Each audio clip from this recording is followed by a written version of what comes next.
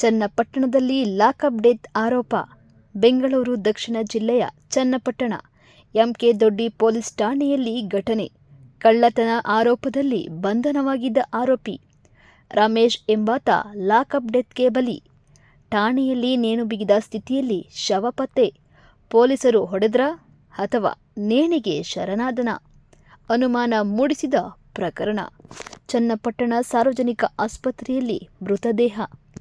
ಸ್ಥಳಕ್ಕೆ ಎಎಸ್ಪಿ ರಾಮಚಂದ್ರಯ್ಯ ಭೇಟಿ, ಹಾಗೆ ಎಸ್ಪಿ ಶ್ರೀನಿವಾಸ್ ಗೌಡ ಸಹ ಭೇಟಿ ಪರಿಶೀಲನೆ ಮಾಡಿದ್ದಾರೆ. ರಮೇಶ್ ಮೂಲತಃ ಮಂಡ್ಯ ಜಿಲ್ಲೆಯ ಮದ್ದೂರಿನ ದುಂಡನಹಳ್ಳಿ ನಿವಾಸಿ. ಚನ್ನಪಟ್ಟಣದ ಬೊಮ್ಮನಾಯಕನಹಳ್ಳಿ ಗ್ರಾಮದ ದೇವಸ್ಥಾನದ ಕಳ್ಳತನ ಪ್ರಕರಣದಲ್ಲಿ ಬಂಧನ.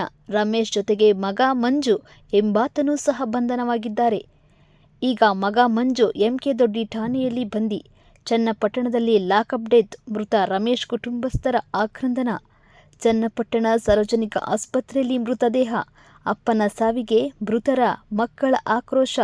ಉಷಾ, ಆಶಾ, ಮೃತ ರಮೇಶ್ ಮಕ್ಕಳು ಆಸ್ಪತ್ರೆಗೆ ಬಳಿ, ಪೊಲೀಸರ ವಿರುದ್ಧ ಆಕ್ರೋಶ.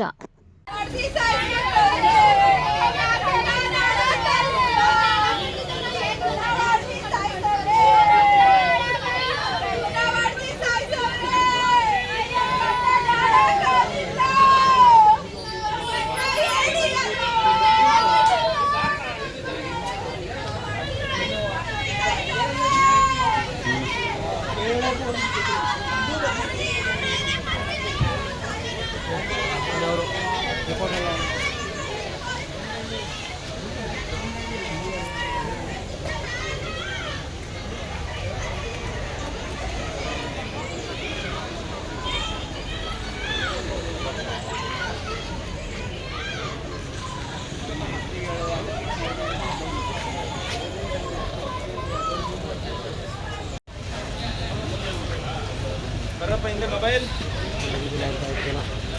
Yo ini, aku gede tuh.